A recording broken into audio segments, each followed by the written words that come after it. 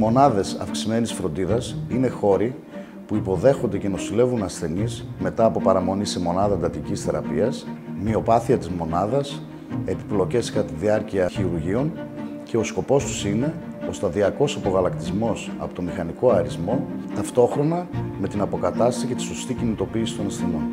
Η εμπειρία μας είναι πολυετής, συγκεκριμένα από το 2010.